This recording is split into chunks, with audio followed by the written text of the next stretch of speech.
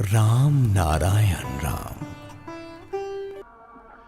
একটা ডালায় যদি 500 কোটি রকমের বীজ থাকে তখন তারা ভাই ভাই, কিন্তু মাটিতে ছড়ালে তারা যে যার চেহারা নিয়ে গজিয়ে উঠবে, তখন আর ভাই ভাই থাকে না।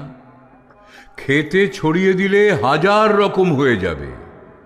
যাতে নষ্ট না হয় তার জন্যেই এত প্রক্রিয়া। এগুলো শব্দধ্বনিতে মন্ত্রের গতিতে ফুটতে থাকে। সব শব্দেই কিছু কিছু ফোটে। গান গেয়ে কিছু ফোটে, চিৎকারে কিছু ফোটে।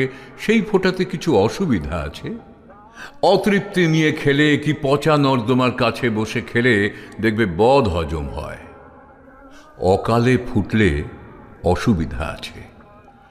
বাচ্চা যদি ঠিক সময় মতো না হয়, বেশিরভাগই ভালো স্বাস্থ্যের হয় না, রুগ্ন হয়। চিৎকারে গানে যেসব ফোটে তাতে যে সবই খারাপ হয় তা নয়, কিছু কিছু ভালোও হয়।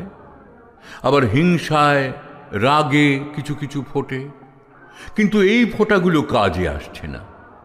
সন্দেহে ফুটছে, দ্বন্দ্বেও ফুটছে, কিন্তু তাতে শয়তানের দিকের বুদ্ধিগুলোই বেশি হয়। এইগুলো ফোটার ফলে ওই খারাপ বুদ্ধিগুলো বেশি বেশি আসে। এমনিভাবে ফুটলে কাকের বীজ, শৃগালের বীজ, কুকুরের বীজ, বেড়ালের বীজ, ওই সব বীজগুলো ফুটতে থাকে।